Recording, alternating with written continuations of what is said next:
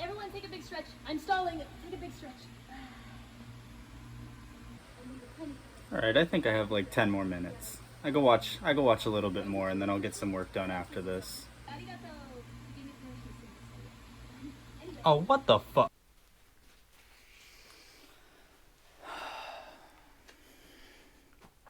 Alright, I have a problem with Hololive. I can't go any longer without expressing how I feel about this VTuber culture, and I will remain quiet no longer.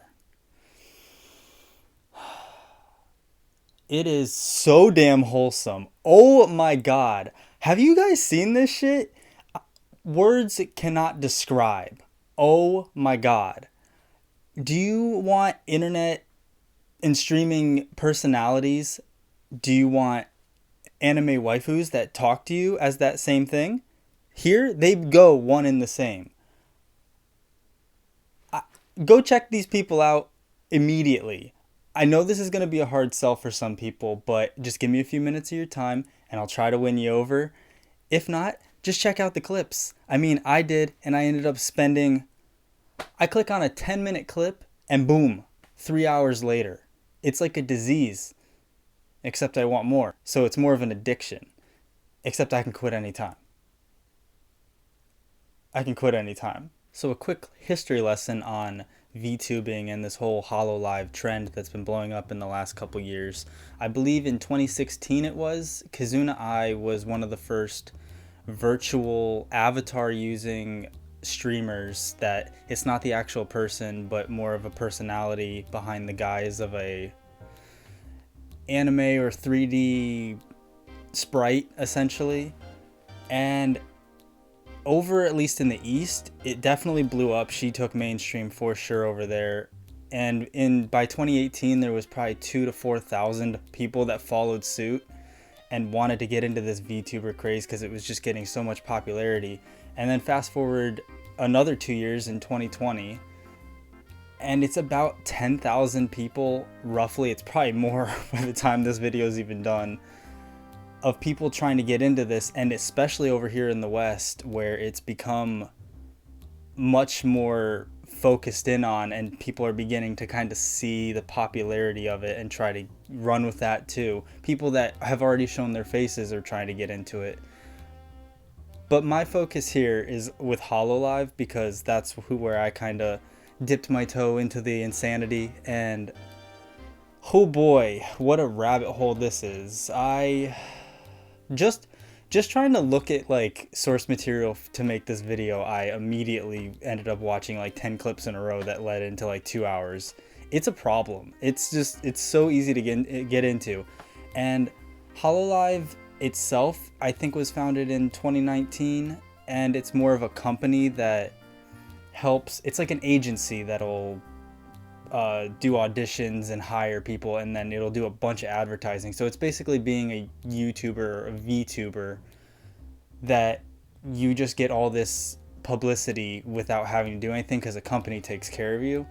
And so they shift out like generations of people, and it's been very big over, especially in Japan.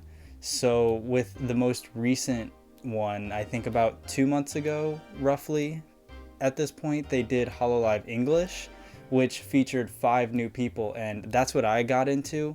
And oh boy, I just want to preface this with saying that I don't really normally watch streamers personally, but if I do, I throw them on in the background. So the reason I'm getting into this more recently with an English introduction of this agency and VTubers is because I'm not opposed to watching anything that's not in English. I don't really care.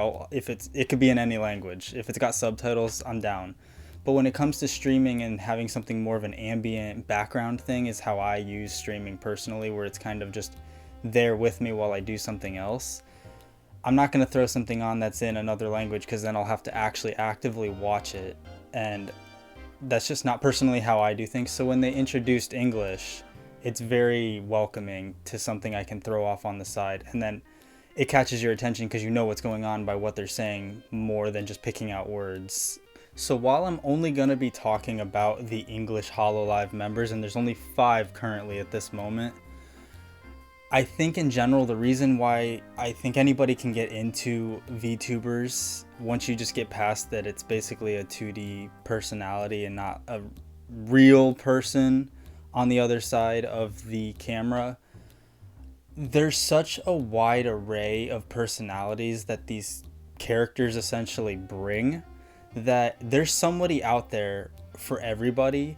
Because I went through everybody. I went, I did my research. I watched everybody, and you find the niche that personality or their voice and how they act is exactly what you're more into, or what's more entertaining for you. And I guess, yes, that's how normal streaming works. But with here, they're all kind of interesting, even if you're not super into them. But then when you find that one, it's just that more satisfying feeling of, yes, this one, I understand this one. It's like a weird bond click feeling that you kind of get, and then you just join that community. I think what people get hung up the most and it makes people hesitant to getting into stuff like VTubing and watching these streams and personalities is that you have this mindset that since it's a avatar, it's not a real person, or it's just somebody pretending to be a real person, and it's this whole facade of something. But I feel like that's kind of the charm of it. It's so far into this meta that it's an they're an entertainer. That's essentially what it is. I mean, you go watch a movie or a show, and those are people that are paid to be a source of entertainment. It's not the actual real person, unless it's a documentary or something. But it's just this whole thing that you just kind of jump into. You just kind of go in knowing what you pay for, and you don't have to pay anything unless you want a mad simp, but we'll get into that in a little bit. My God, lucrative, absolutely crazy. If I wasn't a poor boy, I'd think about it, but no, it's not the options right now. So I'm just going to give a brief rundown description of the 5 personalities that are currently a part of Hololive English. And before I do that, I will say that the best way for somebody to gauge, even after I give a basic description on who they're most into, if any of them, if you want to give any a shot, is watch all 5 of their debut streams, which basically gives their interests and how they interact with chat, and just how their personality is more fleshed out than what I'm just going to give as words and basic descriptions. That I did that, and that very quickly helped me figure out, oh, I'm more gravitating towards this set of people. And while I still find these ones entertaining, it's just you get drawn more to one, and then you'll stick more to those overall. But they do collaborations, so they all grow on you as a whole because they do so much work together, since they're all, I don't want to say contracted, but like they kind of are. They're kind of formed together as a group, even though they work independently as well. So first up, Takanashi Kiara, which is basically a Phoenix character. Her personality, bluntly put, is the energetic and chaotic one. I'm pretty sure she goes like, she commits to the lewd bits and just like harasses everybody, not in a bad way, I'm just playfully more so, and is just that super energetic one that's out of the group. On the flip side, you have Ninomai Ina, which is the extremely quiet and more shy type. She's definitely more collected, I guess. It's just very to herself, but it's more of that gentle, endearing type. Vastly different, but both in their own regards just as entertaining. And Ninomai is an artist. That's kind of like, they have their own skills or talents that kind of set them apart. And Ninomai Ina is an incredible artist, while Kiara is a great singer. So you kind of tune into their streams also based on personality, but what they provide as far as gameplays or drawing or karaoke, it vastly differs, yet it all kind of collectively merges because they just do it so well, and it's so fluid with how they've constructed this whole entire system. Gura absolutely, I think, was the one that took the internet by storm the hardest. I'm pretty sure she's the first one that crossed 1 million and just destroyed all memes and Twitter with the first letter of the English alphabet, with just going at and echoing it.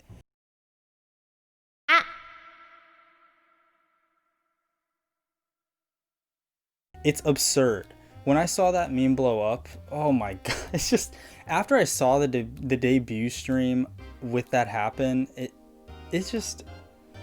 blows my mind how the internet works sometimes and can just take a single letter and just make it into this just widely used thing. It's like press F to pay respects. It's insane. It is all, I'm pretty sure it was a technical difficulty, so it makes it even weirder.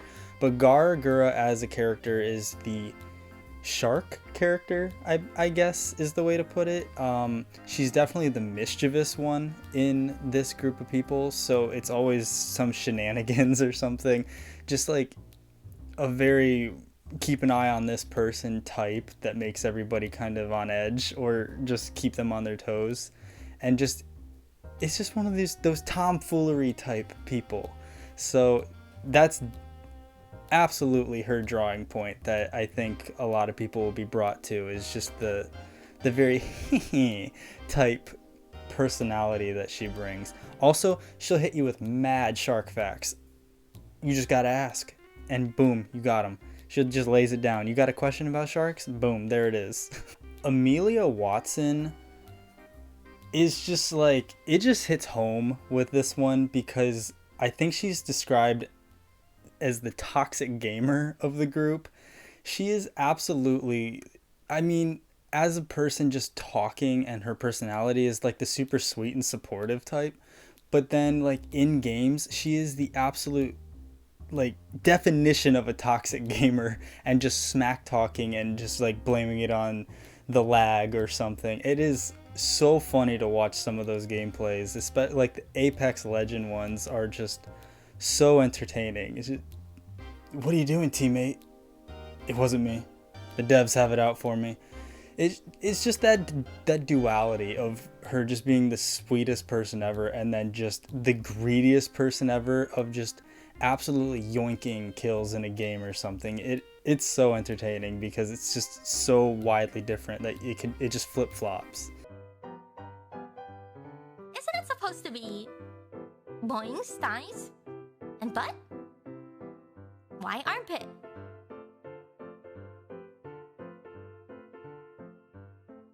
There's only one response, and it's thighs. Thank you. Next question. And while on the topic of the flip-flopping type-esque personality, oh my god, my absolute favorite, hands down, the one that has absolutely just destroyed my computer monitor by just like overheating and staying on for days on end, is Calliope Mori. Words do not describe. She is incredibly talented. She is kind of relatable too, because her personality is definitely the more anxious and nervous type. But then she goes and breaks into like the just way overconfident type that just like runs the show and smack talks, and I love that so much personally. So it's just what I was personally drawn to. Any one of these could click for somebody for a completely different reason, but for this alone, she's phenomenal. She is also an incredible music writer, and that's what gets me also personally. Music in general, if it's involved in something, is probably why I was drawn to it first before anything else. And she debuted her first EP, which was like 6 songs on stream, and it is banger after banger. She just writes absolute fire songs, and more specifically, she sings, but she's a phenomenal rapper, which is bizarre. I feel like you don't see it coming, because she has like this timid overtone, and then she just goes into these songs or just starts freestyling, and it hits hard. I mean, the beats go hard, and then she just lights it up. It is so entertaining. By far the thing that keeps me glued. when I said that stuff about having a stream on in the background and that's kind of how I do the entertainment, when she starts doing this stuff, it is so entertaining that I actually draws my full attention. That doesn't happen often. That's a very rare thing for for me personally. I cannot recommend these people enough. Sure, she might be my favorite, and I kind of still check in on the other ones. They do collaborations, so I still get a little bit of them. So they've grown on me. It's in this last week. That's all I really have to say about this for now. If you were convinced at all by this rambling, let me know down in the comments which one you found to be your personal favorite or who you gravitated towards more. If you were already into Hololive and VTubing in general, let me know anyway. It's still interesting, and I like to know what you guys think. If this was entertaining, leave a like on the video and hit that big fat red subscription button. Absolutely just smack away on that thing. Make it gray. I want to see that thing gray. That's the most beautiful sight I can see, even though I can't see your computer. Except I can. Please. Please. Just hit it. It's greatly appreciated. It goes a long way. And I'll love you.